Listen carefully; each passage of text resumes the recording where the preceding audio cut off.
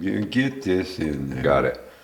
Okay, I designed this water system initially because I needed to have something that washed the hole when I was drilling, you know, whether it was a thin bead or a thick bead. This system literally will wash out a hole. I was drilling handmade German marbles, 2 inches, a 1 millimeter hole through 2 inches of glass, and this thing kept it washed out. So that, you know, that's my advice to people. If you're going to do a ton of drilling, this water system's on my YouTube channel. So if you're going to do a ton of drilling, you need to have one of these if you want to have your drills last for any length of time. What I'm going to do right now is I'm going to go ahead and fire up the drill, and I'm going to drill into this agate piece, so when the drill comes through the stone, it's not going to get blowout. Greg did a little image of this yesterday. That's major blowout. That came out of a chrysocolla bead that I drilled over in the milling machine with a 4 millimeter drill, and that's what blew out of the back side of it. So that kind of helps you understand what I mean by blowout. Okay, I'm going to go ahead and drill a little hole in this agate.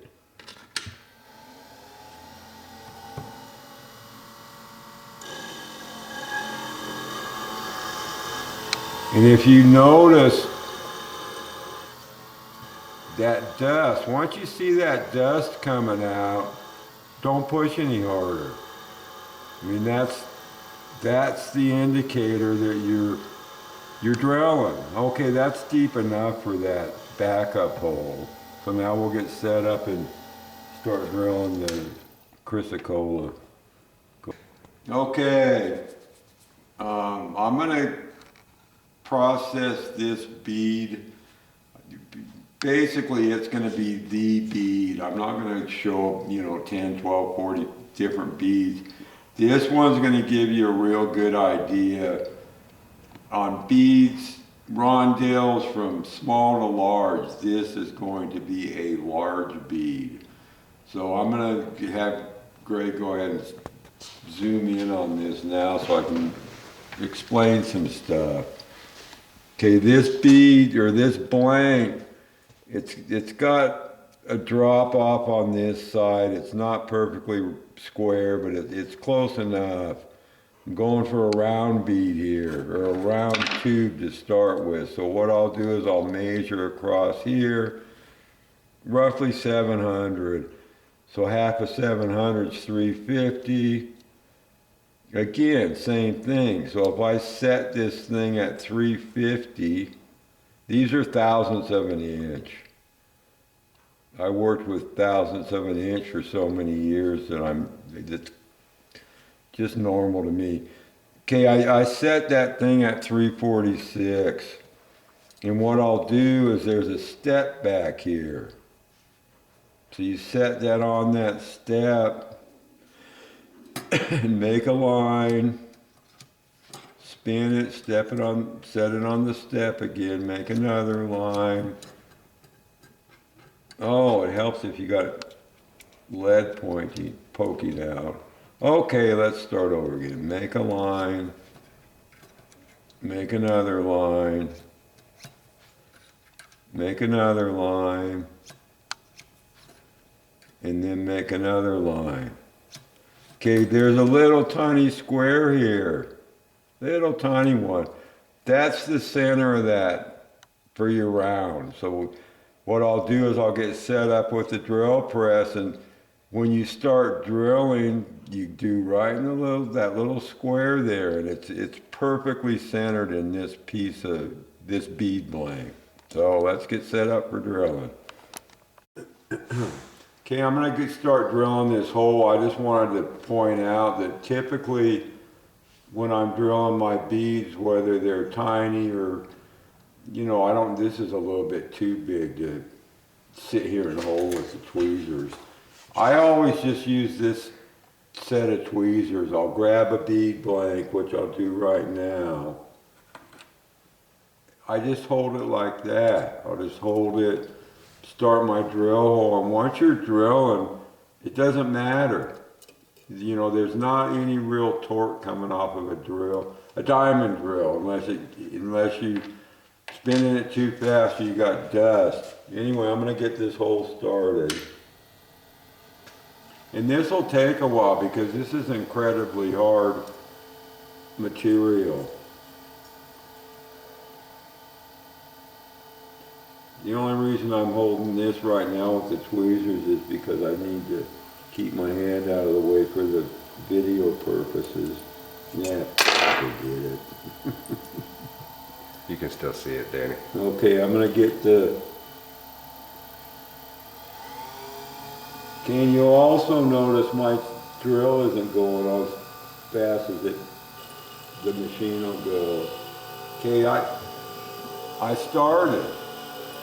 I'm not holding that or anything. You can kind of hear the drill cutting.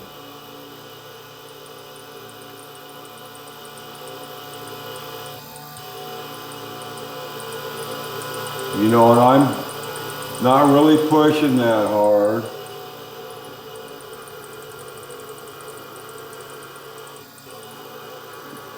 Okay, I'm going to speed it up just a little bit. I'd guess that's going about 1,000 RPM. And again, remember, this is an incredibly hard piece of rock.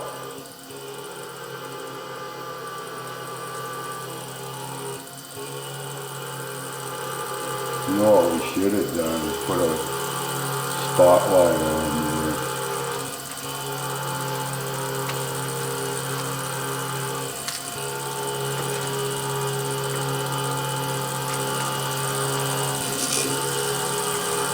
Because even with me not holding the stone, that's about all that it would ever spin. Now that I'm going, you can just hold the thing in place with these tweezers.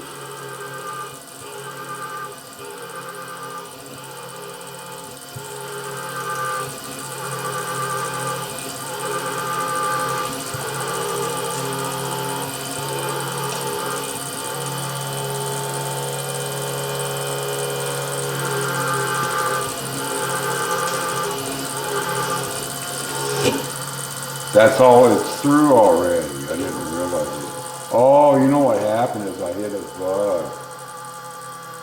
So there's a hole in that stone. Whoa, slow down. At least I think there is. Let me flip it over. Okay, I got through this far faster than I thought I would, and I was pushing too hard. When I came down here onto the agate backup, I wasn't expecting that to get through that fast, and I probably should have set my depth so I knew when I was getting close, because typically when you're getting ready to break through the backside, you slow down on your pressure. Okay, I'm going to show you what blowout looks like. That's the top of the stone, and you can see right, oops, let me try that off a little bit. You can see there's blowout there. That's blowout right there. Okay, I'm going to be drilling this out to about 2 millimeters, so that's not going to really matter that much. But that's what you're trying to avoid. If you're going for beautiful, smooth sided on both sides of a bead, you end up having to grind that blowout out of the way, you know. And like I just said, fortunately I'm going out to 2 millimeters. So we're going to go ahead and go through the next steps. You know, I'm going to go ahead and change the drills out. I'm not going to video all of that, but I'll show you how quick the next sizes go through. Once you have this initial hole, it's almost instantaneous when you go up in size. Okay, you're going to be amazed at how quick this 1.5 millimeter goes through. Now that we already have a hole.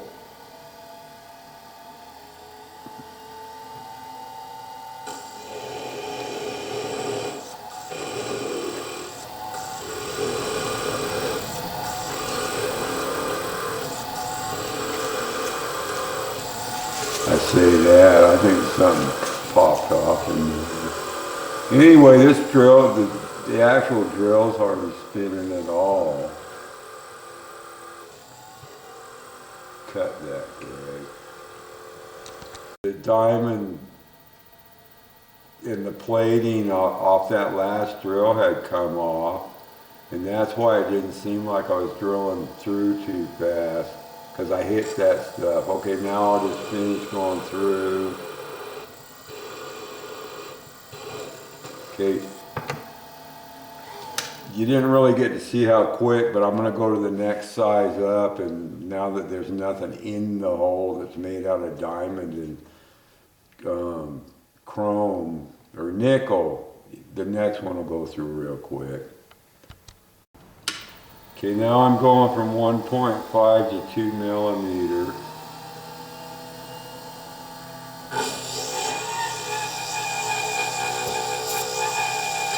Okay, now drill. Look how quick that goes.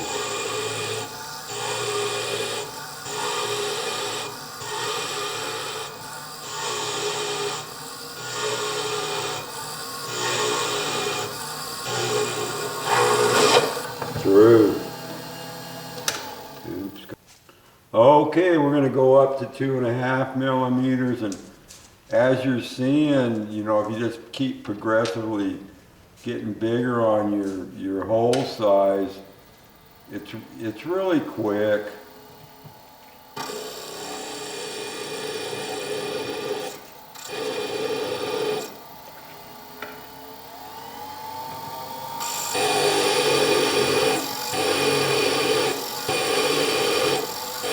The nice thing about doing this is if you're as picky as I am, you end up getting a hole that's pretty consistent all the way through.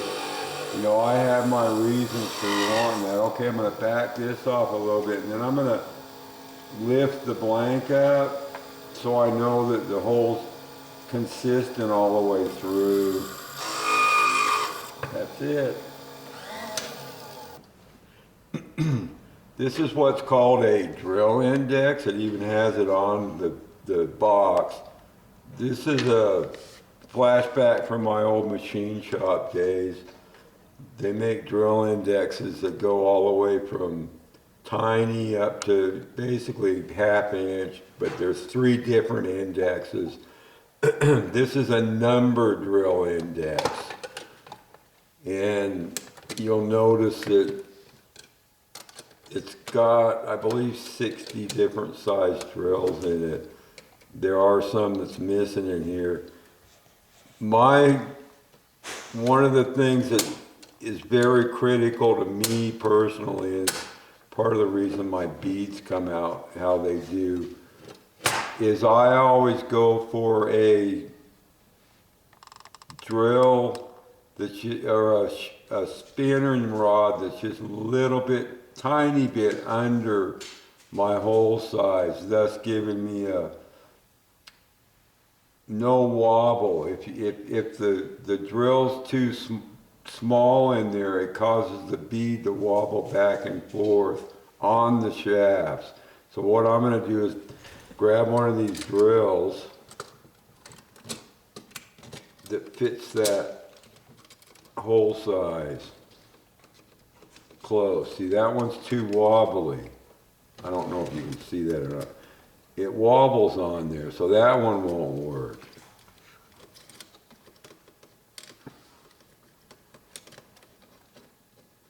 That one's still wobbly. Okay, that one's a little bit tight, which I may just clean out a little bit, the hole. Let's see what this one does. This one's not too bad. It wobbles just a slight little bit, which I don't really like. So I think what I'll do is fire up my Fordham, and I'm not going to film this part of it. I'm going to put that 2mm drill back in the Fordham, because see how that goes on?